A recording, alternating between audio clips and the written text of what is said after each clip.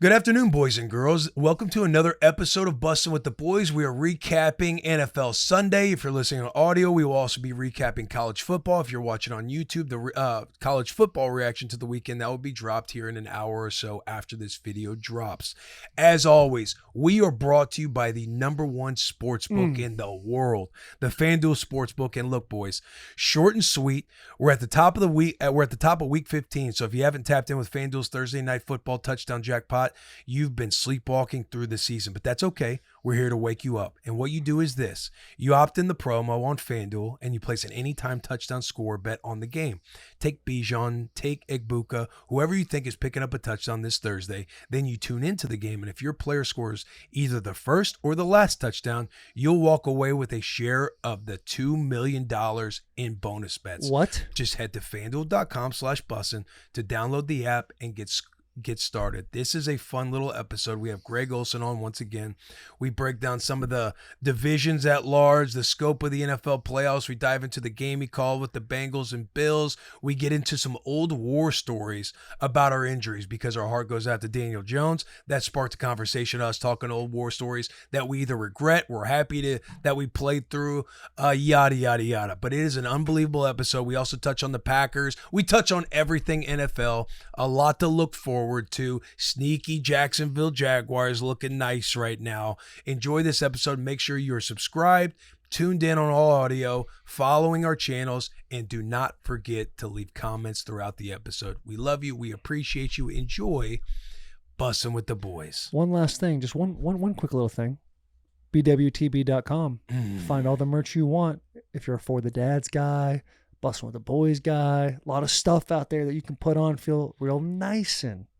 Feel real nice. Subscribe, please, for the love of God. Subscribe. Ladies and gentlemen, let's give a round of applause for the one, the only Greg Olsen. Jumping on the bus yet again on a Monday morning to do a little NFL recap. I know you had probably one of the spiciest games of the week. Do we want to start there? We can start there. I do know. I don't want it to go unnoticed that I messaged Greg over the weekend. Like, I'm sitting there, and as I'm watching games and trying to process analytical angles or, situational football, I shot Greg a text during the Big Ten championship. Yeah. When it was Ohio State trying to kick in the field goal. What was it? The 25-yarder, 28-yarder that they shanked to tie it. And it was like late in the fourth or later in the fourth. And I just shot Greg a text like, hey, I'm just sitting here watching that field goal. I'm thinking in my head, yeah, you tie the game, but is this one of those situations where you don't tie the game, you try to go for it? Because, again, all you're doing is giving them 3 points. They have X amount of time to work with, and all they need is a field goal to win the game. How much time was left on the clock?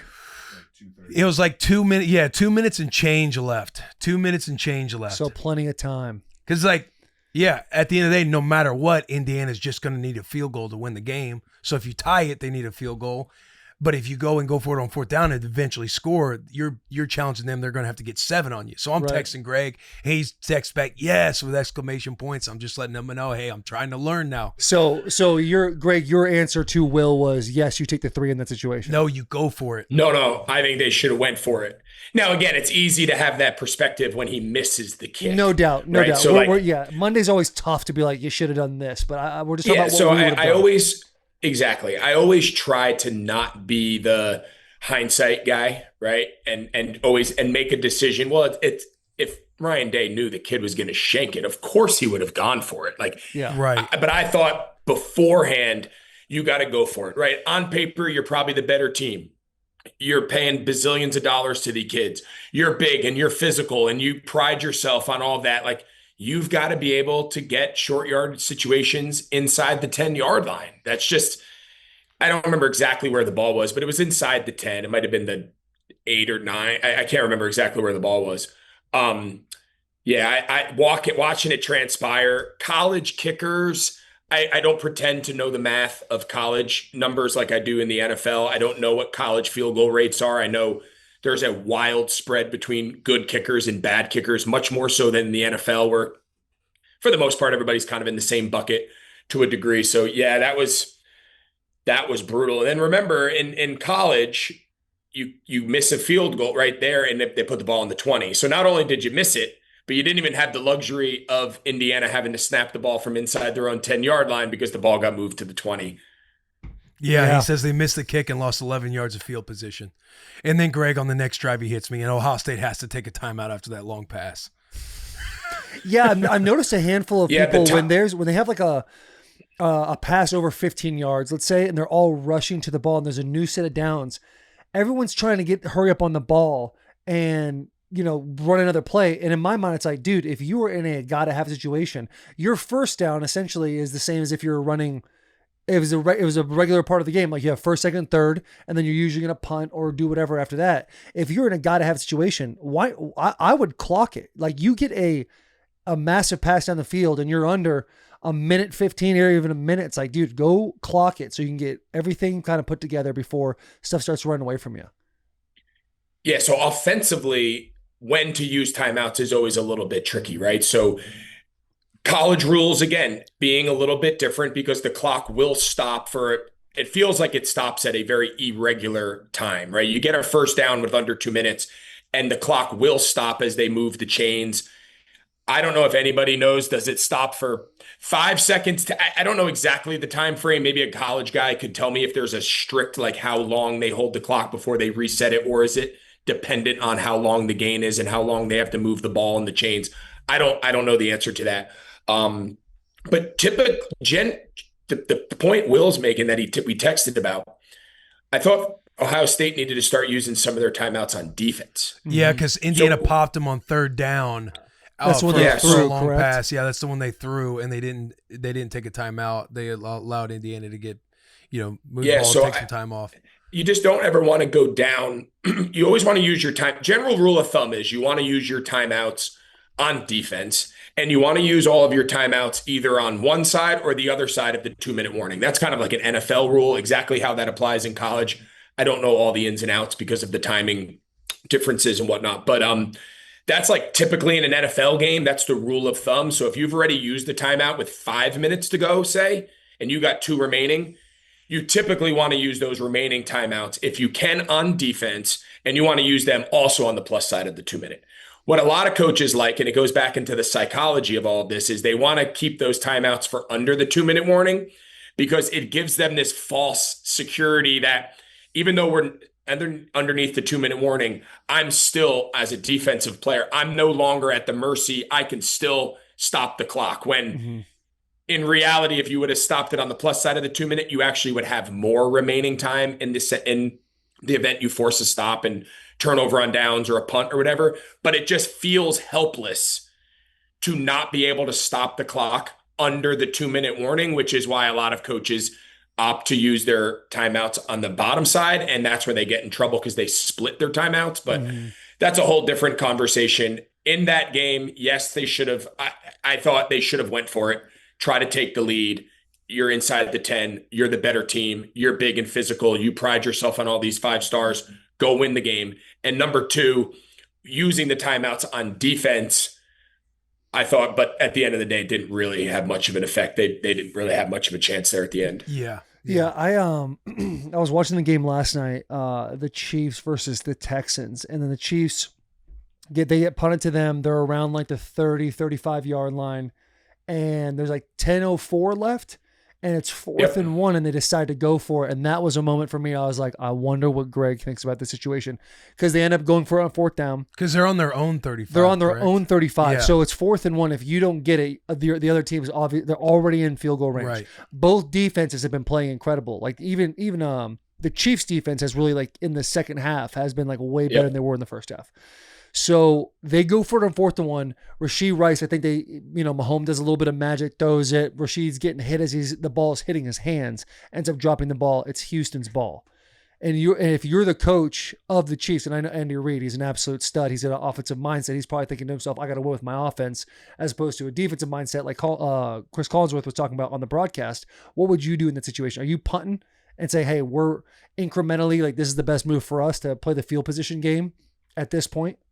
Yeah, so I was watching it live, and I'll tell you what I would have said if I was on the broadcast. Is that fair? Yeah. I would have said the numbers, the analytics, the models, whatever you want to look at, that is a go situation. And it was a pretty significant go situation. I think the models, again, people value them differently, between like 3 and 5%. So a significant win percentage share in a game where nobody could really get anything going offensively. I think if I'm calling that game, I'm saying, hey, the numbers tell you to go. And I am traditionally, if it's close, I am as an individual always going to err on the side of going. The better my defense plays, actually, the more willing I am for my offense to take some chances. We can talk about that at a later time. But in that moment, I think I punt.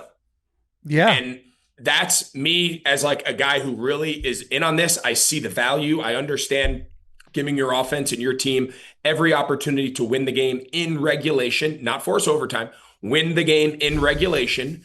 And that is one of the times where I do think the context of the game matters. And if they were 10 yards further, if that ball was at the 40 instead of the 30, I'm going for it. My general rule of thumb, especially in a game where the offenses are struggling. So Houston's offense hadn't done jack shit in the last 4 possessions.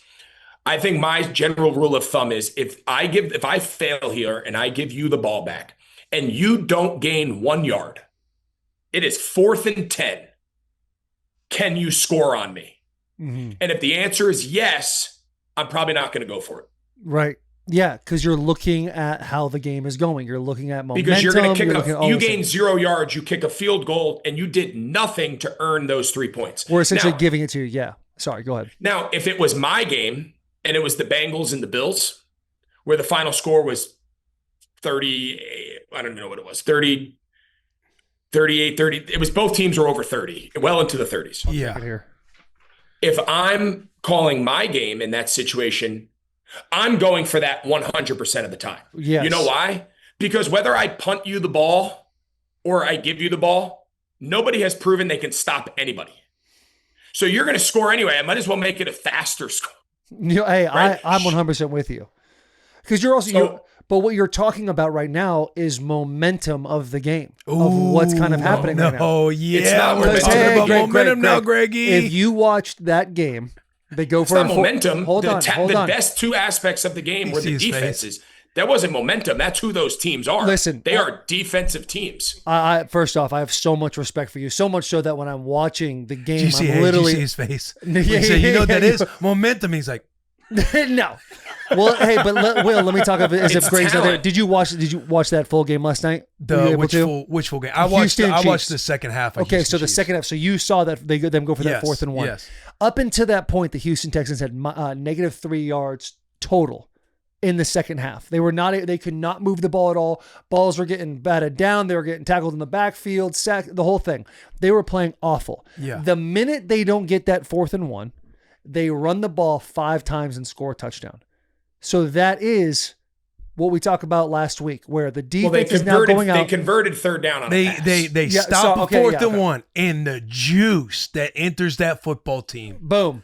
Momentum. On Houston's side, unquantifiable momentum. They're walking in there going, hey, essentially, boys, hey, we're in a 4-minute type of situation. Stay in bounds, no holdings, no penalties. Stay in between the tackles, hold the ball with 2 hands. They convert the 3rd down. They end up scoring a touchdown with the special teams running back. The game is over at that point. Well, it wasn't over. Mahomes had 2 more possessions. And what did he do? Well, they dropped 4 balls, 1 for a pick. I don't disagree. Like that to me was, and I thought the momentum took over. The momentum took over of the game. It was all momentum. During our SEC championship broadcast, do you remember me talking about Greg? I'm like, Greg's gonna hate this right now, but the momentum is all on the Georgia side. We're talking, but dude, that is. I know you hate it. I know you hate it, but that is truly. When a defense is sitting there in the sideline, and I swear to God, all of us have done this, whether you and me on offense or Will on defense, something happens on the other side, and you're like, fuck, man. Because no matter what, they're getting points. And that is a deflator. You're still going to play just as hard, but those incremental things that you try to grab, right, that you were talking about last week, small little wins that equal a victory at the end of the day, momentum is a factor. And we saw that last night on Sunday Night Football. I'm not debating that we all felt that way. I'm not debating that we've all walked onto the field feeling more confident or feeling better. I'm not saying any of that's not real. All I'm suggesting is it has no bearing on the outcomes of the plays. All right, so let's take Thursday night. I love it. That This Dallas- is exactly that the kind of, Dallas, this is the Detroit. Monday I wanted to start with. Dallas, Detroit. Yeah. I'm in the Bahamas with my wife, Nice. celebrating her 40th birthday party. Happy birthday, Mrs. Happy Olsen. birthday, Mrs. We had a Olsen. great trip, having a couple cocktails, having a great time. So I'm like loosely following the game. But like we're at dinner and we're hanging out with friends. So I'm not like sitting there living and dying with it. And all of a sudden, my phone starts, I'm getting texts. People, are you watching this game? And the situation was Dallas was down 10 on 4th down, and they kicked a field goal to make it a how many score game, guys? One score game. They made it a 1-score game. They were juiced. They had all the momentum. They had it. I know. They had it. They took it from a 2-score game to a 1-score game. They didn't go for a touchdown. They kicked on, hey, man, extend the game. Give guys hope. Defense They're playing gonna do harder. it. Defense is going to make us stop. Guess what Detroit did on the next drive? Took it down the field. They and went the scored. entire field and scored a touchdown. I know. Maybe right when that but happened, But they had too. all the momentum. I know. By cutting it to 1 score, I was told by cutting it to 1 score, if you went for a 4th down and it stayed a 2-score game, everyone was going to be deflated. But by taking the points, by kicking a short field goal, you gave everyone on that sideline a boost of energy to take the field. I'm not saying they didn't take the field excited. I'm sure the sideline was thrilled that they were down 7 with a chance to get the ball back with the way Dak was playing. I'm not suggesting any of that wasn't real. I'm just suggesting it didn't mean jack shit. And that's one, too, where you go for it on 4th down if you're Dallas. I think you go for it if you're Dallas because the opportunity to cut that thing to 3, knowing my defense is not playing very well all year, let alone that game. My best case is, all right, am I going to hold him to a 3-and-out punt? Unlikely, maybe if I'm motivated enough. But if not, maybe I can hold him to a field goal. And remember, we've had this conversation before. You're up 3 on me, and I'm on defense. You're on offense, and you're up 3 at the end of the game. Are you really excited to try to go up 6? Or are you probably going to try to score a touchdown and go for it and remain up 3? You don't want to kick a field goal to go up 6. That's a whole different conversation. Yeah, no, I agree. No matter what, said, the offense is going to have 4 downs. They're going to use all 4 downs. You'd rather be tied in that situation than even be up 6. Correct. Because then they're going to be like, we have 4 downs now. They're gaining themselves a different down. We've had that conversation. But again, that's getting really into the weeds. But the point being, they took 10-7, which I was told is the key to all of this. Get it to 1 score because everyone is so motivated. And the momentum is so high in your favor. And Detroit went right down and scored a touchdown. You were back down 10. For what? This is why a full 60 minutes is so, not a full 60 minutes, but like whatever point you're on the game. If you're in the second half of the game, it's so important to know, you now as a coach know how everything's going. This week, or last week, everybody was talking about Cowboys. Look at that. They get Kenny Clark. They got Quinnen Williams. Look how much better their defense is. Who's the linebacker? Logan Wilson. We're buying in. And I said, listen, boys, I'll go with you in the Cowboys. I'm just letting you know I've done this before. I know how this song and dance goes. So in this game, and the only reason why I know is because it's right here, the Lions win 44-30. So at this point in the game, you know your defense, as great as they've all of a sudden become, or as at the average, as which is great for them, you need to go get the 7. You have to go get the 7 in a situation because what is the strength of your team? The strength of your team is Dak Prescott and your wide receivers. CeeDee Lamb at this time is out though, but it's everything situational. That's what makes football incredible. Now, if we have the same situation and we are the Chiefs and the Texans, I might lean a little bit more on taking 3 now because it's like, hey, at the end of the day, like I believe my defense can stop them and get that 3 and out, go for a punt. Maybe something crazy can happen. And then I have Patrick Mahomes. Are you buying that at all? I'm trying to figure out what yard line they were on. Give me a second. I'm trying to figure out I don't know what yard line specifically were they on when they kicked the field goal. The Cowboys? Yeah. Was it short? We can dive in. I want to say it was inside the 5. Hold on. Yeah, they were fairly close. They were pretty close. Oh, if you're inside the 5, buddy, like this kicked whole the conversation. field goal. They kicked the field goal.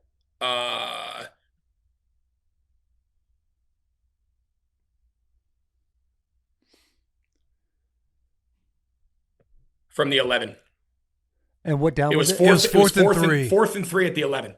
All right, so let me ask. So let's stay with that train of thought about the good defenses, right? So we'll take the Chiefs Houston game, but put them in the exact same context. And let's say it's 17-7. Yeah, it's a low scoring game, 10-10, 17-7, whatever it is. 17. Well, we'll take the exact same situation, right? Let's say it's 17-7. Is that what you said? Yeah, 17-7. Yeah, I'm sorry. 17-7. And I'm whichever team. Let's say I'm Kansas City because they made the decision, that everyone didn't like. And they're trailing 17-7. Yeah. And they have the ball 4th and 3 at the 11. Kicking that field goal to go 14-10, I now kick the ball back off to CJ Stroud, and I give them the ball at, let's say, the 35-yard line. Do you think CJ Stroud, if my defense is dominating the game and my offense is struggling, don't you think I should give my offense the advantage? If I'm going to tip the scales as a coach and give the advantage, the advantage or the short straw, do you think you should give the advantage to the team that's already really good, in this case, your defense, and protect them and not? Or do you think you should give your offense the advantage because you're telling me how good your defense is?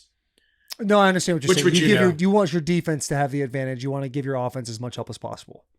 Yeah, so if anybody's got to carry the short straw, make it your defense, because I'm told how good they are, and my offense is clearly struggling because we only have 7 points in this scenario. Give them every chance, because I might not get the ball down to the 11 ever again. My best chance of tying this game might be a 50-yard field goal down 3. There's no chance.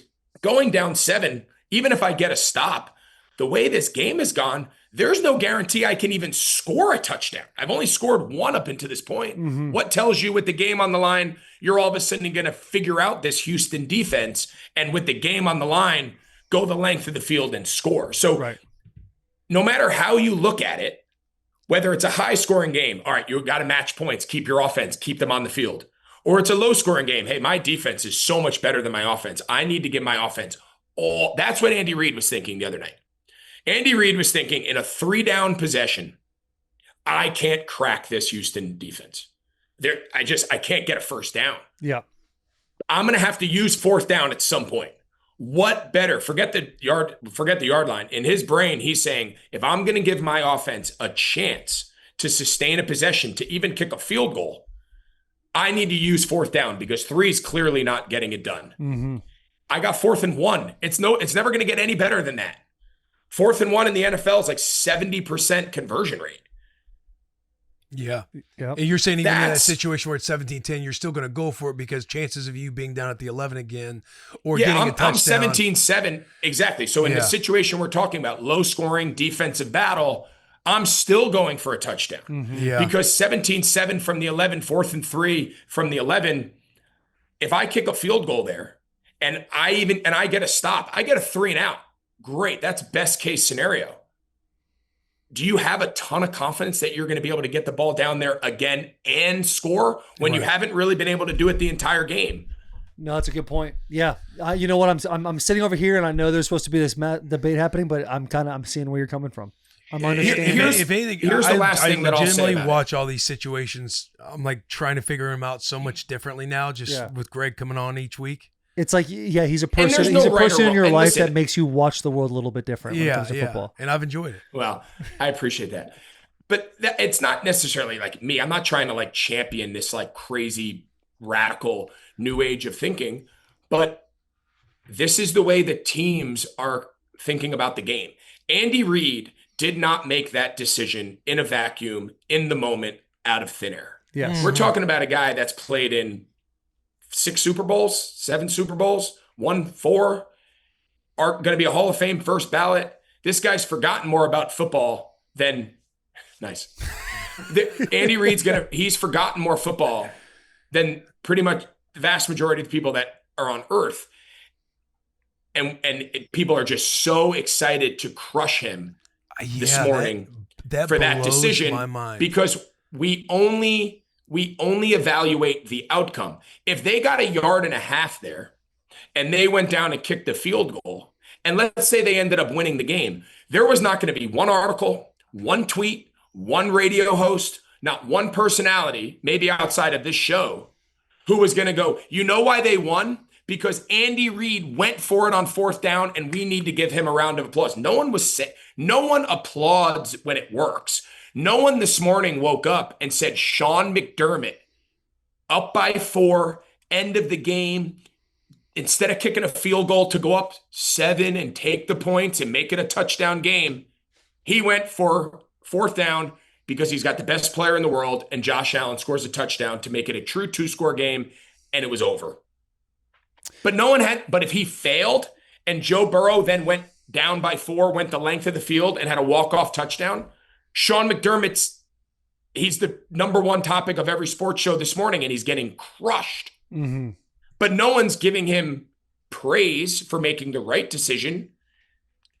And that's why coaches are so scared to do this, because it's easier to stand at the podium and say, kick the field goal, went up 7, got to do a better job getting a stop in that moment.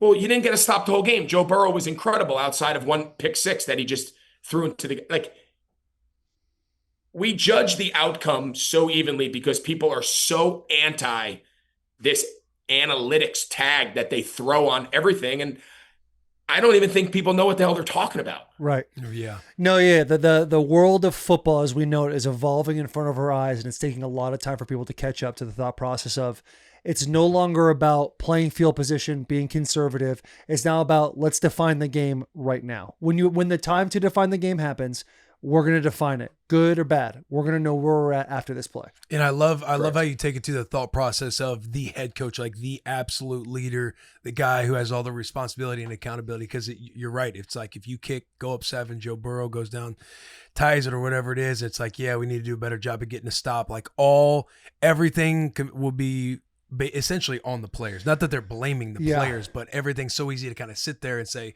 we got to do a better job of getting the stop. And then all the reporters and writers of the world curated to essentially the players not getting a stop. They've got to figure, and it's also what Dan Quinn and Dan Campbell, these are the two that kind of started this whole thing of going for a 4th down, and coaches are starting to realize, or the ones that have a sack are like, okay, if we're going to get something done, like it's going to be defined, not when it hits 0, but when it's 5 minutes left in the game, we're going to know exactly how this outcome is going to happen. And if it doesn't work out, I'll be the one up there. I'll take every fucking bullet. Take every bullet in the world, which is a ballsy-ass thing to do. Yeah. Do you guys remember 2 years ago in the playoffs when when the Lions lost? Yeah. Was it to the Packers? Was it the NFC champion? Divisional? I believe NFC championship, because I'm like screaming at the TV saying, I don't know why you're not kicking the field goal. I should know this. That's big of you to sit there and be like, I know I was I want to looking say at the past. it was the 49ers in the NFC championship. Yes. And they lost. There's a couple 4th downs where it's like they're sort of. I think they went 0 for 3. Yeah. They at least went 0 for 2. He might have went 0 for 3. You remember him after the game standing at the podium, and he's an emotional, wears his emotions on his sleeve type of a guy, and he's answering and he's standing tall, but you could tell he's crushed. And he stood there and he just ate it, and he just took it, and if he says, I'll do it again.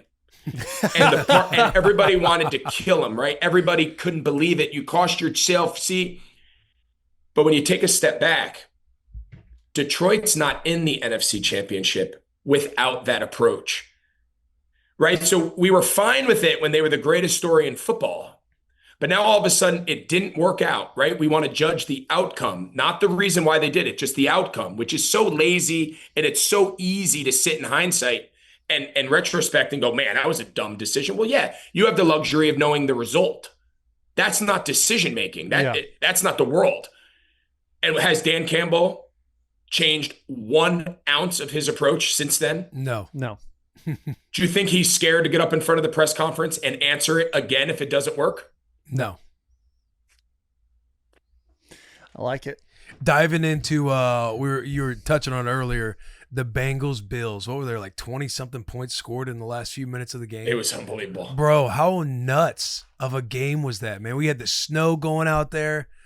them trying to brush the yard lines off, the numbers, like that was when everybody watching at home that's like, this is football right here. You're starting to hear everybody go, we're in playoff football. Bro. Yeah, like, yeah, these are playoffs. This is it. And it's awesome to see. Yeah, Bengals had a lead, and then those last few minutes, man, just flipped. Which is great because, I mean, you said it earlier, like Josh Allen, he's the greatest football player in the world.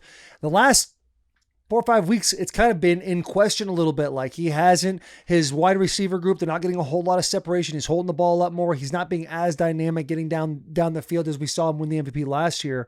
And then to have the game he has in front of you while you're calling it, like, that fires me up for Buffalo to be like, oh, that's the same fucking dude. Because they're starting to get chatter, whisper, hey, Josh Allen, is he, I'm not saying he's not the guy, but is he having a down year? Is it his fault? Is he the reason? And so watching it all unfold, man, it was incredible. From your vantage point, did the Bengals fuck this game up, or was it just like Josh Allen, the dominance of the Buffalo Bills that really brought it home? Yeah, I think we saw two really high-level quarterbacks just absolutely rip it for 4 quarters, and there was one bad play made. And Joe Burrow had Christian Benford come off the slot, and it was a run play. So we had talked at the beginning, everything that Buffalo's trying to do in the run game is they're going to use some corner cats, they're going to use some perimeter pressure from safeties and corners, and they're going to try to knife you and cause some negative runs, right? Everything's about trying to create negatives on those early downs. So Joe Burrow sees Christian Benford come off the slot, and he's pulling the ball, and you can see he's trying to get a handle on it to throw like a little inside little looky dart into the void of where the pressure came from off the edge. And he just doesn't get a great handle on it, and he kind of pushes it, and he doesn't get nearly enough height on it, and he throws it right into the hands of Christian Benford, and he takes it back for a touchdown. Outside of that play, you can't play quarterback better than Joe Burrow and Josh Allen did collectively in a game. It was big time throws. It was in pressure. It was escapability. It was in the snow, accuracy. It was all of it encompassed into one game. And that was an unfortunate play by Burrow, and shit happens, but it was remarkable. And the point about Josh Allen, so we said it in our open, a lot of talk about James Cook in this run game and the style, which looks very different than what it used to look like in the early days of Josh Allen, where he was in the shotgun on every play and he had the ball in his hand on every play, and it was magic, and he was Superman for 4 quarters.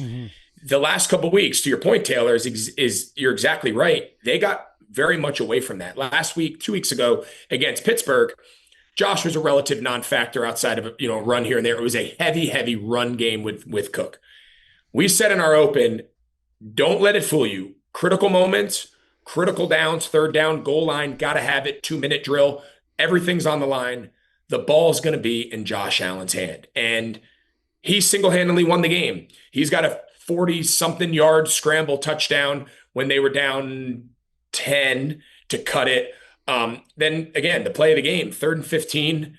Cincinnati's about to get the ball punted back to him down 5. They just sacked Josh they sacked him on 1st down. So it was 3rd and 15. They max drop. They only rush 4. They don't get to him, and he scrambles untouched for a 1st down, and they take a knee and win the game. I mean, he was the best player on the field.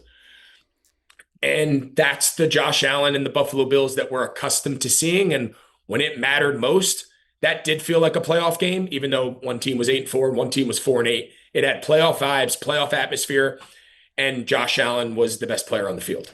You think this Buffalo Bills team's got enough to get to the Super Bowl this year?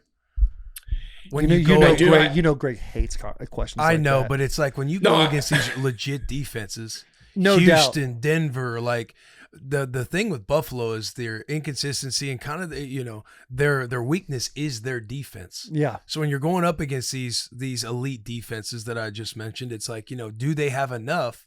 Are they going to have enough to get to the Super Bowl? Because that's kind of the question with the Bills every year. Yeah, I think the advantage in the AFC for all the teams. So I'm going to answer your question and not answer your question. The answer is yes, right? I think they're good enough. And I think partially is because of Josh Allen. And when you have a quarterback like that, especially if Lamar's not in it and Burrow's not in it and Mahomes isn't in it, like if that all plays out, that those teams are all home, for as good as Drake May is, Bo Nix, like these guys are, Drake May could potentially be the MVP. Do any of those AFC teams really scare you? Are you saying, oh my God, how are we going to beat the 15-win Chiefs? Oh my God, how are we going to beat the 13-win Ravens? Yeah. Yeah. Not really.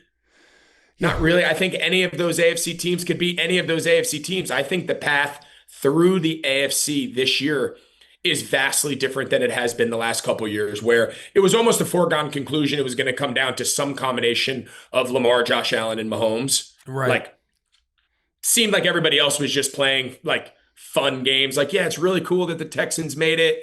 Oh, it's really cool. But did any of those teams really think that they were going to make a run to the Super Bowl? Not really.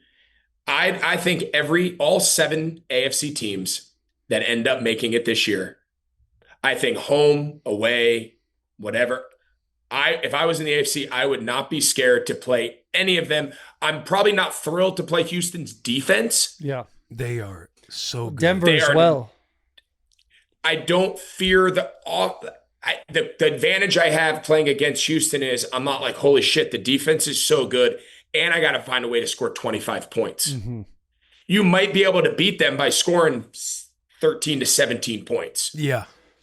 Yeah. Yeah, because it's not like NFC feels like it's the NFC West and the Packers. NFC is a juggernaut. I mean, NFC is psychotic. Yeah, it's like I don't want to throw the Niners out of it at all because of what they've done this year. But so you got the Rams, Seattle, the Niners, and the Packers. I feel like are the ones that are playing high level football. Yeah, even the and ones then the that are defending Super Bowl in. champion and the defending Super Bowl champ, who yes have been a very weird anomaly as far still could arguably be the most talented, not the best, but the most talented roster in football, who just went on a playoff run last year and won the whole thing. And they're like the 5th, 6th option out of the NFC right now on paper. Right. Mm-hmm. Right. Yeah, it is scary. But for Buffalo, to me, it's like if you run into a team that can run the ball effectively and play good defense, you're in trouble. That's where you get big trouble. That's where we get to. I mean, Houston, you're right, their offense.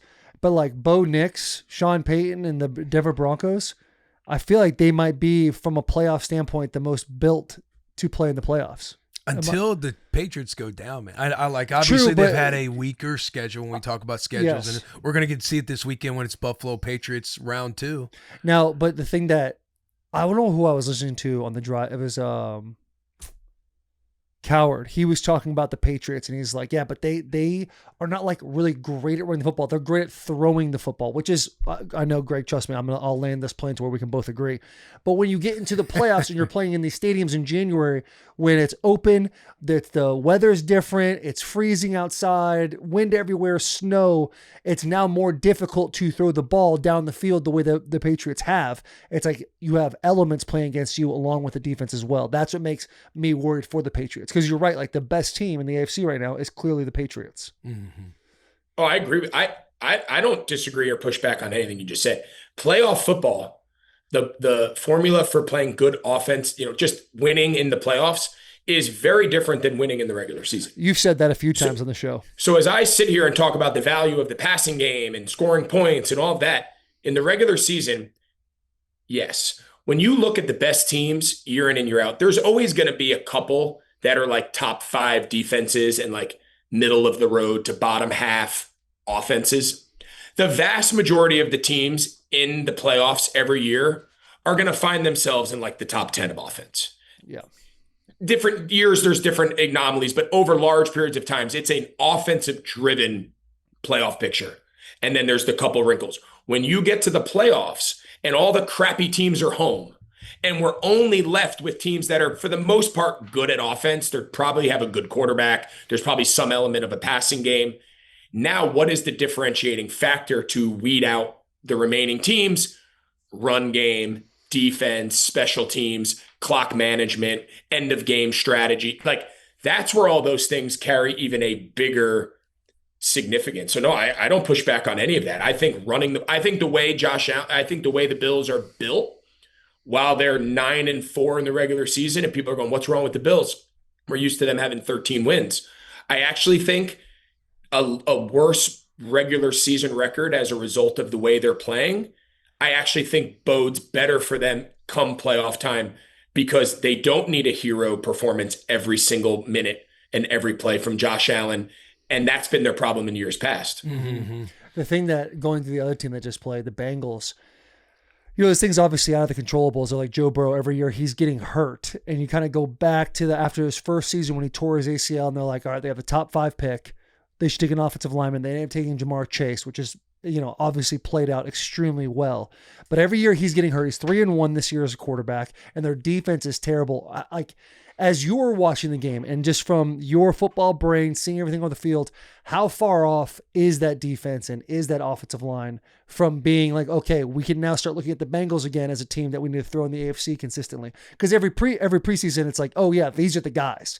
And you less off the quarterback and Joe Burrow's clearly in there, but then it's always an injury that takes place and look how shitty their defense is. Yeah, so I think offensively, I'm not saying the offensive line is great. They're average to below average as a group.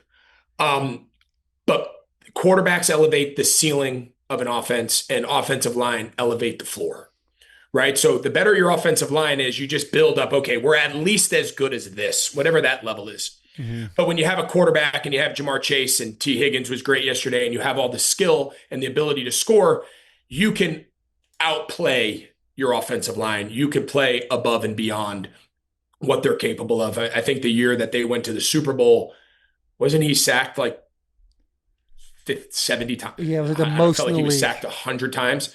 And that game came down to Aaron Donald. They couldn't protect the passer because Aaron Donald was an animal. So I say all of that to say offensively, I think they're fine. Now, you're paying a ton of money to offensive skill players, and that's going to come at the demise of something else, right? You're going to have to draft really, really well. You're going to have to, when you draft offensive linemen, defensive linemen, you're going to have to play a lot of young players because you need some cheap contracts to offset the really expensive guys. And that's the nature of anybody who's paid a top of the market quarterback. And that's anybody that has multiple highly paid offensive or defensive players, but traditionally offensively. So it really puts a ton of stress on your draft picks and those young D linemen and those young linebackers that Cincinnati right now has in the lineup. How fast and how good can they be? Because again, they don't need to be the Houston Texans defense. They don't need to hold people to 14 points a game. If they could, it's kind of along the lines of like Dallas, right? Yeah. So I kind of look at them at the same portion. If they could keep their offense exactly where it is and just get middle of the road, be the 16th, the 18th, the 20th ranked defense in points per game, you're going to win a lot of games. Yeah. But you can't be scoring 30 and give up 32. Exactly. And that's Dallas, that's Cincinnati. So I think that's all of their resources going forward have to be put on the defensive side of the ball. And that's easier said than done because it's going to mostly come through the draft. And you better draft really well because those guys are going to play. And if they don't play, you got no shot because you missed on your draft picks and all your cheap assets aren't good enough to elevate the game. And it's going to be what they have now. We interrupt this episode of Bussin With The Boys and Greg Olsen to talk about your work below the belt. Rose Sparks. They are a 2-in-1 prescription treatment for guys who need a secret weapon against softness. Rose Sparks can give guys bigger, thicker, longer erections because they get fuller faster. After Rose Sparks dissolve, they work in 15 minutes on average. And if prescribed, new sexual health patients get $15 off their first order of Sparks on a recurring plan. Connect with the provider at ro.co/bussin to find out if prescription Rose Sparks are right for you. That's ro.co/bussin for $15 off your first order. Gotta love that. Also, let's talk about staying safe. Let's keep it simple with Simply Safe. Simply Safe is different. It's proactive. With a double layer of defense that stops crime before they start. First, AI-powered cameras spot potential threats outside. Then, live agents step in, talking to the person through the camera, letting them know that they're on video, and the police will be dispatched if they do not leave. They can even trigger a loud siren or spotlight. That's how you can help stop crime before it starts. Simply Safe. We're all about being proactive. You pop that thing right there at the front door, in the driveway, in the backyard, wherever you want to be. Simply Safe is going to keep you safe. Personally, I trust Simply Safe to protect what matters at my place. I just told you where my spots are. Listen, don't try me now. I got it everywhere, okay? I got it everywhere. I got it all over the place. Plus, there are no contracts, and Simply Safe was just named the best home security of 2025 by U.S. News and World Report. I feel like that deserves a round of applause, right? Yeah. They were that's incredible. Did not know that. First time reading this card. That's amazing. Right now is such a good time to get Simply Safe this month. Get 50% off any new system. Go to simplysafe.com and you're going to /Bussin. That's Bussin. Again, simplysafe.com /Bussin. There's no safe like Simply Safe. And after you walk out of that very safe home, because you have Simply Safe all over your house, you get in your truck, you take that big deep breath. As you start to heat up the truck and go to work knowing you are about to lock in for the week, you're going to know that my lip is brought to this day by Lucy. Ooh. You throw some nicotine, the flavors that they have, the mango, the espresso, the apple ice, the berry, they have a variety of flavors. You can level up your nicotine with Lucy. Go to lucy.co/bussin and use promo code BUSSIN to get 20% off your first order. Lucy has a 30-day refund policy if you change your mind. And again, that's lucy.co and use code BUSSIN to get 20% off. And here comes the fine print, boys. Lucy products are only for adults of legal age, and every customer is age verified. Warning, this product contains nicotine. Nicotine is an addictive chemical. Let's get back to this episode with Greg Olsen. When are we going to start giving some respect to the Jacksonville Jaguars? I'm not ready to. Sneaky team in the AFC. You think the Jacksonville Liam Cohen, Jaguars... Trevor, like the offense is playing better. Obviously, that'll be kind of the question mark going into the playoffs. But they have what, the number one run defense in football right now? I thought that was the Patriots. They're top. They're up there. Gotcha. Jaguars are up there defensively stopping the run. But Jaguars can be spicy in the playoffs, Greg. Yeah, they play. Yeah. And it goes back to our previous conversation. I think every single team in the AFC playoff picture enters the playoffs and going, this thing runs through us. Yeah. Man, heart goes out to Danny Dimes. Daniel Jones, bro. Like, when he's hitting the ground and you're hearing that it's an Achilles, like, I felt so fucking bad for him. And that's just where the thought goes into my mind, where it's like admiration and playing honorably does not eventually get you paid. Because he's out there playing on a fractured fibula. Like, he's tough. He's got this story. I personally, like, as competitors, you just love to see this quarterback. He's got something going on, but he's trying to make it happen because the Colts have a real shot this year. And then to go out there and see it go down like that, and he ruptures his Achilles, knowing that it's a compensation, like, just knowing that all that played into it. And you just see the emotion of him pounding the ground. He's on a, basically a prove-it contract this year. He was proving it this year. And to go down like that with an Achilles injury, you know it's going to be part of the entire situation when he gets paid next. It's going to be, I hated it for him, bro. bro. A huge part of it, like awful. Tens of millions of dollars. Yeah. Especially in the quarterback room. The good thing, let's play this whole thing out. The good thing for Danny Dimes is they trade away their first round pick to acquire Sauce Gardner, correct? Yeah. So by making that decision, you're telling the rest of the NFL, okay, we are going for a Super Bowl this year. That's what you're telling the rest of us. But what you're also doing is you're giving all the leverage to Daniel Jones and saying, you've proven enough to be our quarterback of the future. We want you to be our guy. We want you to be our guy so much that we're going to take this first round pick we have. We're throwing it out the window. We don't have to worry about a quarterback at all in the draft anymore because you're our guy. Yeah, we're going to go get a defensive piece. Yeah, now this situation happens. I still believe I think he's going to be a Colt next year. I think he's going to have a $100 million contract. So he'll probably have a similar contract to Sam Darnold. It's not going to be insane like you see like with the Mahomes, Lamars, all those guys, but you're going to get yourself, 110, 120. Probably could have been 150. Stop me if you guys think I'm wrong at all. I don't know all of the contractual stuff with, like, I'll say the top 10, 15 guys. Because I think some dudes are making like 50, $60 million. like you say Sam Darnold, and I'm like, yeah, I don't know if it's going to be a Sam Darnold. Like, Sam Darnold still went, he went like what, 14-2 last year, whatever the numbers were. Like, had a tough playoff game, but he still went off and got broke off because he played really well and finished.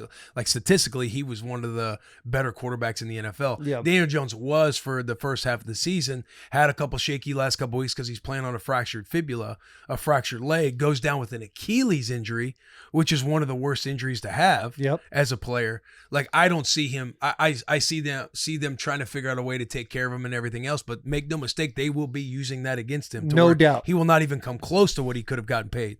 As we all sit here as all old washed up athletes, Greg, I love your opinion on this. Obviously, there was a time when you were playing, you have an injury, and it's not you're hurt, you have an actual injury where it's like this could long-term hurt you. And you put the helmet on and you decide to play.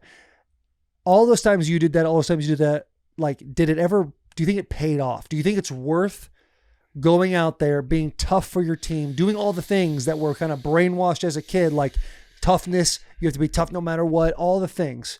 Do you think it's really worth that? Or the world we live in now, we have to understand how much of a business it actually is. And maybe these old heads that were talking to us when we first got in the league, they were right all along. It's a great question. And I sit here now, my answer is, of course it was worth it. Yeah. Right? Like, I think learning how to play through injury and learning how to play hurt and learning how to never feel great, I think that's a learned skill. I think you have to learn. I used to tell young guys all the time, before you're able to play with a sprained ankle, you better be able to practice with a sprained ankle. And by the time you play with a shoulder that's feeling crappy in the game, you better see what that shoulder feels like on a Wednesday and figure out how to get yourself moving and shaking and what break. There's an art to playing for long periods of time. There's an art to not missing games. People always say, oh man, you've been so lucky with injuries. Yes, you're lucky that you don't get catastrophic injuries, right? You break your leg, tear your ACL, blow your Achilles, shoulder. Like, there's some injuries that are just unavoidable, and I don't care how tough you are, you just can't play through them. But there's a lot of games missed by guys where I would argue they can play through them. Yeah, and I agree. The art of learning how to do that is very different. Now, I had the ability, and it's all to very play a long gray. time. It's all very gray, subjective. Like, Yeah. you don't know, you don't know how this guy feels. Yeah. If every time I didn't feel good, and if every time I woke up not feeling my best, or every time I put on my cleats and my foot was sore and my ankle was sore and my head felt a little groggy, or if every time that happened, I went to the trainer and got put into some sort of rehab process, I would have played 5 years. Yeah. Mm-hmm. So there's an element of luck. There's an element of preparation, right? What you do to your body. It's not a coincidence that some guys do, some guys don't get hurt. I think there are some elements of it guys control. I think there's some elements that are completely out of your control. I do think there's a third element that guys are scared to really talk about, that I think you got to just learn how to play with shit. And there's an art to it. If I told you the amount of things I've had injected, not with painkillers, but like, we've all had Toradol, we've all had cortisone, anti-inflammatory, like, we've all done it. At least I'll raise my hand and say I've done it a million times. Toradol like, every single game. I've never had Toradol. Now, I'll be clear. I've never had painkillers. I've never played a game on painkillers. I'm not judging people who have. I was in a different era. Early in my career, guys were still doing like DMSO, and it was a little bit different. That kind of went away with the new CBA and all that. But like, I never played a game on painkillers. I was never given painkillers. After my couple surgeries, I never even took them. Like, I stayed away from painkillers, but I've had cortisone shots in almost every joint in my body. I've had back injections where on Fridays I couldn't stand up. I'd have back injections and play on Sunday. Like, that's the reality of the game. And I wouldn't do it any different if I had to go back, but I also have the luxury of playing 14 years, and I went 10 years without missing a game. I was very lucky in that sense. But I also played a lot of games where I was not healthy. I played games with broken elbows and a big ass brace. And I played games with a broken, like, you just do what you got to do to play. And I don't regret any of it. Yeah, it is all very situational. Luck does come into the equation a lot. Like, it's like, I'm proud that, like, I had a grade 2 PCL that I had torn, and I got back. PCL's the worst. And I was back. Like, I was absolutely everything I possibly could to get back. And I was back on the practice field in like 8 or 9 days. I missed one game. It was actually against Carolina when you guys came to town in like 2016 or something like that. Saw Greg Olsen on the list. Said no. He was scared, Taylor. Yeah. Oh yeah, buddy. You hear me? Yeah. He saw. Yeah. Oh, Greg. I don't know about let that. me get out. You know, to be honest, Coach, not this week. Not this week. And I was in a spot too where I was on a what is it called when you're not a restricted free. I was an exclusive rights free agent that year. Since I had a practice squad year and another credited season didn't count toward my free agency, they had me on an exclusive rights free agency deal. And then the next year I was going to be a restricted free agent. And you're hopeful that they're going to admire your willingness to fight and get back on the field, and hopefully it gets you on the back end. But playing the rest of the season on a torn PCL, it's like there's one play against New York where we're on a winning end game and Eli Manning puts the old index fingers together. I know what play's coming. They're doing a 3 flat screen. I'm mugged up in the A gap. I tell Mason Foster, hey, you run the blitz. I'll take the coverage in this assignment. Whenever we identify where they're blocking protection, I see Eli do this. I'm coming as a 3 player. I'm going to be the one that chases this 3 flat screen. I couldn't break down good enough. I missed the tackle. They winning the game. That's weighed on my mind forever, because I look back and like, because I'm playing on the torn PCL, you're hoping it pays off for you. Mm-hmm. They get you in an undrafted, restricted rights free agent. Like it didn't work out for me that way. But then I think about when I was trying to make the team on practice squad my rookie year, and I have a torn hamstring, and I'm just like, okay, Keenan Robinson has a torn pec. He's out for the year. He's on IR. Jeremy Kimbrough, the guy in front of me, he just tore his hamstring, like fully grade 3. Off the bone, yeah. Off the bone. He's out. It's my time to run with the 2s. I had caught a grade 2 on my upper, like right below my ass, and it was fucking painful. But if I don't go out there and play, I'm never even play in the NFL. Mm-hmm. So to me, it's like there is this, I guess, like skill, art, whatever you want to call it. Then there's these unlucky situations where you think back on, it's like, damn, I shouldn't have played on that torn PCL. But all of my entire mentality on playing with injuries, it's like I probably would have never even been in that position anyway. Yeah. So it's like, what is it? Is this a phrase where you use the catch-22? I never even understood the whole catch-22. Exactly. It's some parts of your career. It's like I see what. It's that's catch-22 right there, right? It made your career. Yeah. Yes. And then others. My biggest regret. So I say all of this that I don't have regrets. I guess I do have one. 2007. So I went from 2007 to 2017, and I never missed a game. 2017, week 2. I break my foot at home, maybe against Dallas. I don't remember who it was, but it was our first home game. I broke my foot. I broke my 5th metatarsal. Yep. Yes. So it's a bitch of an injury. I have 2 scenarios.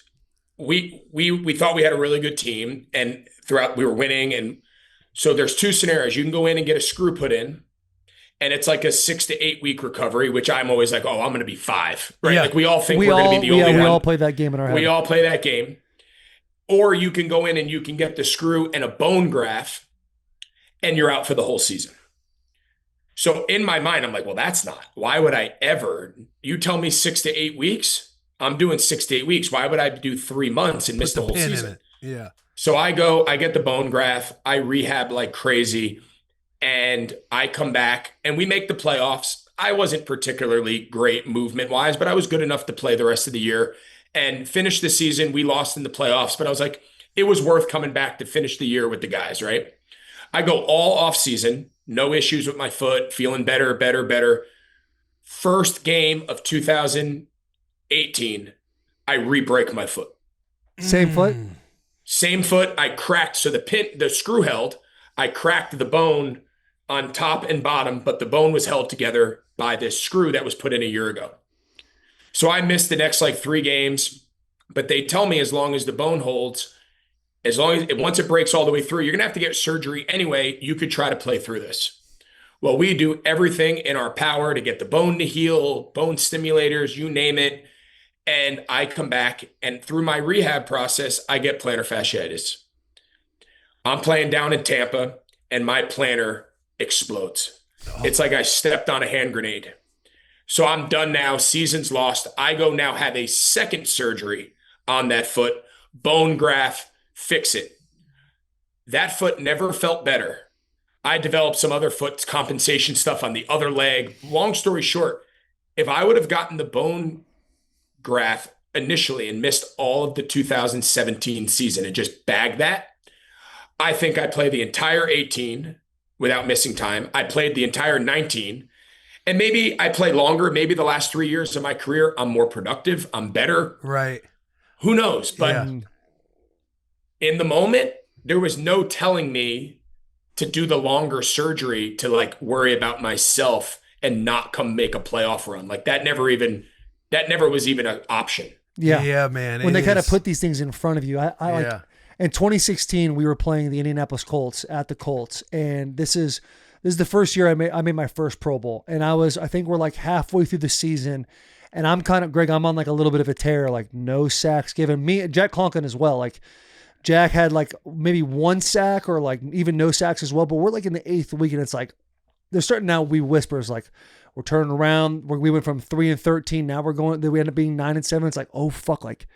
This is a real possibility. My team is going to be like, you could make the Pro Bowl this year. You're playing like that. So this is like all in my mind. We're playing the Colts. We slide the protection to the right. So I go from being man on this guy. They have 7 up. And Marcus goes, hey, we're sliding all the way right. So I go and I take over the 4-eye. And I have him, and DeMarco Murray cuts the Ed man on the line of scrimmage into my left leg, hyperextends my leg. And so I hear like a crack, and I like lay there, and I'm like, no, is this what it's like to tear your ACL? And they come up, doctor comes up, does the thing, and he goes, hey, we think you tore your ACL. We think you're done for the year. We'll have to do MRI on it. I get in the blue tent. We go in the locker, and I'm like, there's no fucking way that this is how it ends. I end up getting the MRI, and there's like, I don't know whatever bone this one is, the big one. I have like a crack down it. And they're like, hey, good news, bad news. Good news is this bone has a hairline fracture down it. That's the bad news. The good news is your ACL is actually intact. It's fine. Maybe take a couple weeks off. Let's get this bone to heal up just fine. And then, we can go through the rest of the year. I'm like, there's no fucking way.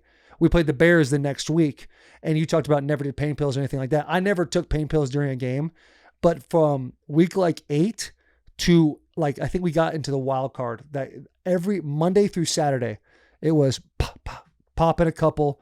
Sundays, I felt too uncomfortable to take anything like that because I wanted to have my wits about me. But it was do as much as you possibly can. And it ends up working out that way where it's like, all right, made the Pro Bowl. But like that detox after when the season's over. Yeah. Guys don't talk about that enough where it's like you put yourself in that position. I remember I got 4 or 5 days where I'm like legitimate withdrawals of like shaking, uncomfortable. And it sucks. But you go back to it and you're like, I'm so proud I did that. Because if there's a piece of you like week 12 when the boys are like, oh, I'm feeling this way, like, you're going to be like, I got like a hairline fracture. I'm playing on a broken leg. Like you're going to be by the end of the year, it's a compound fracture. Yeah. And you're exactly. It's a big fish story. Like, buddy, on a broken leg. Dude, it's like, you rolled your ankle? That's cool. My leg's broken. And it's been broken for 6-7 weeks. But yeah, you go ahead. If you don't want to play, that's fine. Yeah, you kind of take that. You kind of just take that risk, man. Sometimes it works out. Sometimes it's like Danny, when I heard that he had a fractured, he was playing on a fractured fibula. The PTSD in my brain is before I had my broken 5th metatarsal, Greg, it was at Nebraska, and we were in this big time linebacker competition with a few of us in the same class. This is Levante David's first year as well. He's making splash plays, and I had a hairline on my foot when I got x-rays, and it was like, hey, you could miss the opening week of the season. I was slated to be the starter. So in my head, I'm like, you can't not be on the field or on the practice field and let other guys get opportunities, especially when it's close, because they could take it over.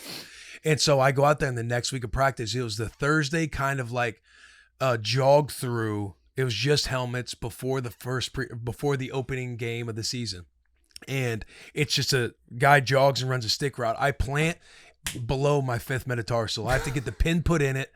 I'm out, I think 7 weeks, come back for the Texas game. But by the time I come back from my broken foot with now a pin in it, Levante David is Levante. The Levante David is, now that we've seen the league that's played forever, he comes out first game, has 13 tackles, blows somebody up over the middle. I'm up there on a scooter watching from the press box just thinking, yeah, this job ain't going to be here when I get back. Oh, is that the worst feeling? Yeah, but Levante was such a stud. You just you might have these arguments in your head of, if coaches might be feeling a guy, but hey, I know I'm playing better than this guy. That was one where it's like Levante, the way he slipped through blocks and everything else, him being undersized, it didn't matter. The dude, the tape kind of spoke for itself, and it's one you can't really, you just kind of, what role in situations am I going to get to play some ball? Yeah. You know what I mean? I didn't even know you could get hurt. But the 5th metatarsal sucks, man, with the pin.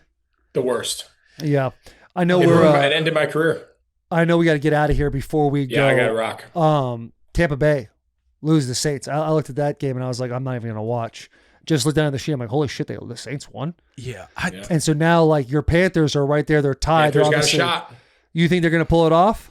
But let's see some bias. They got two of their last 4 against Tampa. They got 2 against Tampa, a tough game against Seattle, and against New Orleans this week. So it's in their hands. Greg, you're the man, bro. Thank you for appreciate you guys for joining the boys. See you again next week, and I'll be watching ball. All situations, I'm going to be continuing to text you. Text me. See you, brother. Have a good one. Boys. Appreciate you. Rock. See you guys. I love that dude. What a fucking guy.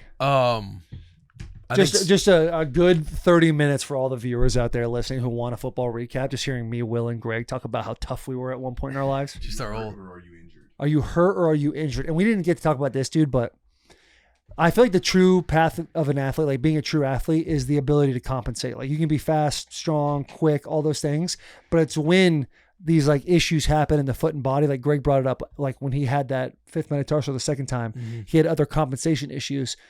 Great athletes have the ability to like compensate when other things aren't working the way they're supposed to do it. So it's just. I appreciate that shout out, man. Yeah, I mean, back in my I don't even know how many times I've been under the scope. Dude, you said you had 5 surgeries in college. Yeah, so my freshman, my redshirt year, my right labrum. That's when I caught the 12 anchors. I broke my foot. I had a peroneal tendon removed. I had to get a peroneal tendon removed in my left ankle, so both feet had been under the microscope. Pro day, right after the pro day, I had to fly to Europe, and I had a sports hernia. Tore my PCL. That never got fixed. Never had to fix that. I want to say that's one that you can kind of avoid. Like Troy Polamalu, I believe, played on a torn PCL, and he was an absolute monster. But the torn PCL, I believe that's it. Oh, yeah, and then Liz Frank before I came to Tennessee. That was fucking brutal. The only surgeries I've had are an ACL and an ACL reconstruction. Yeah. Those are the only 2. They were the death of me. But sometimes you just got a bunch of body shots. I took a headshot. You know what I'm saying? But I got this thumb. I told you about this, right? We went to go see the doctor. Wynn cut her thumb. Yeah. So Wynn cuts her thumb, and the doctor's like, "Yeah, it's gonna be fine. It's not down to the tendons, but what is that?" And I'm like, "Oh, this little fish hook thing right here." He's like, "Buddy, you got to get that fixed. Like that's gonna be an issue in your wrist, eventually your elbow and shoulder. Like it's gonna be a big problem." So I'm gonna get it fixed right after the season. So I'll have my 3rd surgery, 4th after my tonsils. But that's really it. You're gonna have surgery on that after? Yeah. When you say after the season, like you're talking about after this football season that you and I are now okay, on a podcast. We don't play anymore, brother. Hey, he said I'm gonna get that surgery. Is there on a this piece of after you the that season. still kind of feels not? I don't feel like we're playing, but like my brain, our calendar still revolves exactly the way it did. Yeah. Calendar's still always football. It's mode. like I tell Taylor all the time, like, hey, when the fall is over, she's like, sweetie, we're in winter time. I was like, this is the fall. This is football season. So when the season's over, then I can go do X, Y, and Z. Greg's talking about being in the Bahamas. I'm thinking to myself, oh my God, that shit sounds nice. Yeah. Would love to go celebrate to the Bahamas with his wife. Happy birthday, Mrs. Olsen. Happy birthday, Miss Olsen. I see what we have highlighted up here. Do we want to talk about that? I didn't really watch. I was kind of keeping up with the Titans-Browns game. I thought, Shadur, what do you have? Almost 400 yards passing, 3 touchdowns, rushing touchdown. Yeah. Cam Ward had an unbelievable incomplete pass. Where he's mushing old top buddy down 5 to the ground. incomplete pass of all time. Big one, though, that we haven't touched on. Packers beating the Bears. Yeah. And, like, we've done so many takes every single week on ESPN. Buddy, called that one, didn't we? Yeah. Right now, the Bears are sitting in the 7th seed. They went from the 1 seed to the 7th seed in a matter of 3.5 hours. Yeah. And that's just crazy. Do you guys think that game gives, like, people are asking, are the Bears frauds now? I feel like that game kind of, the Bears proved, they lost, but they proved that they're not frauds. Like, they can hang with the Bears are not frauds. No, man. I agree with you. Yeah. Go ahead. Yeah. I was just going to say the Bears are not frauds whatsoever. Like, takeaways on defense. Caleb Williams has done a great job in the 4th quarter winning some games. Yes, he missed a big throw yesterday, and everybody's going to break that play down and everything else. The Bears have had an awesome season, but they are, like, statistically, bottom toward the bottom of the list in the majority of categories defensively. Caleb Williams, no matter the dude is electric. He spins the football. Dude has a rocket of an arm, but also is statistically one of the worst one of the least accurate quarterbacks. He is the worst. He is, yeah, he is the worst. I know JJ McCarthy, but again, when you're talking about inaccuracies, Caleb Williams is also there. Dude's been. I saw a stat yesterday during that game, watching that Packers-Bears game.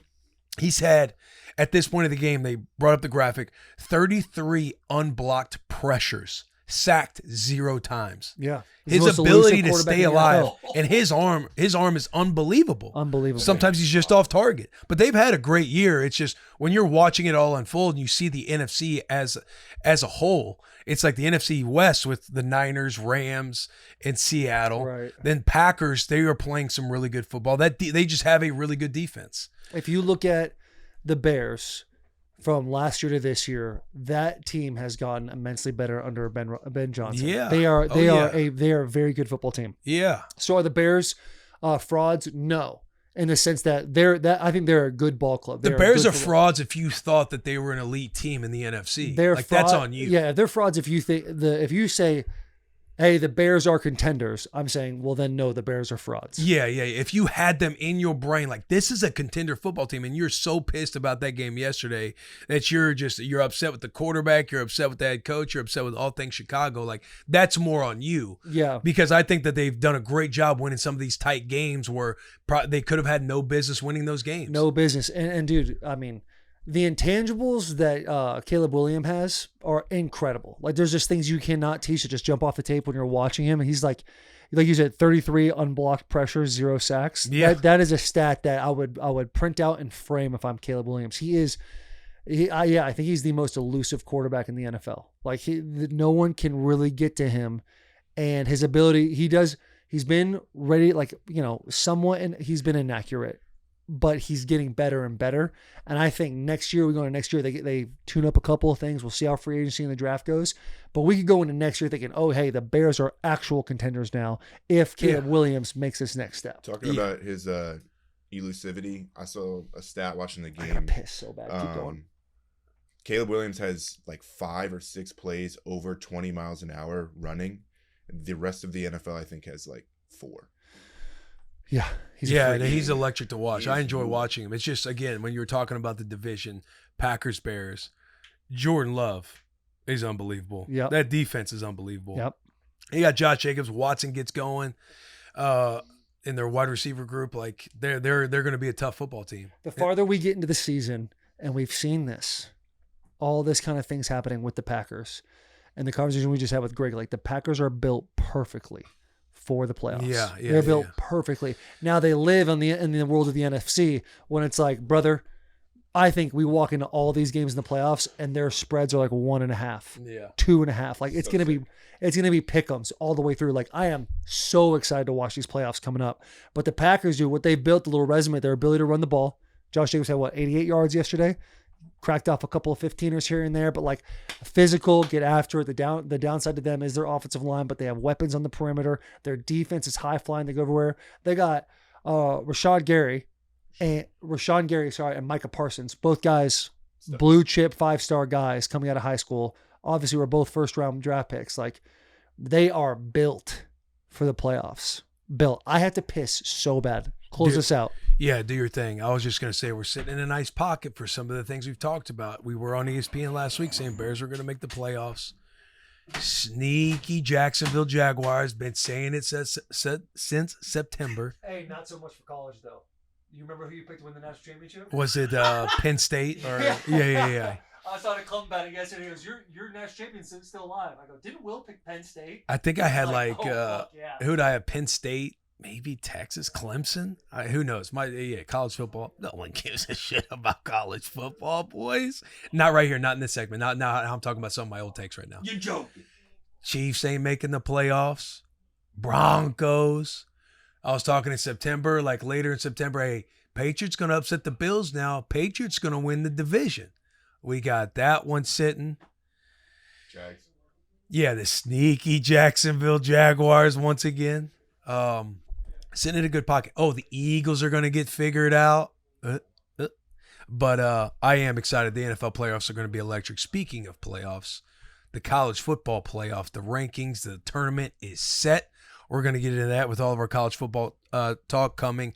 If you're watching on YouTube, that will drop That'll be a separate episode show dropped. If you're listening to us on audio right now, you will hear an ad break, and then we will get into our college football talk. Thank you guys for tuning in. I hope you enjoyed Greg Olsen and hearing the old war stories. Continue to leave comments. Do not forget to leave comments. And again, just make sure you check your phone or computer, whatever you're on, wherever you're listening to us or watching us, and make sure you are subscribed to Bussin' With The Boys. We'll see you in a little bit.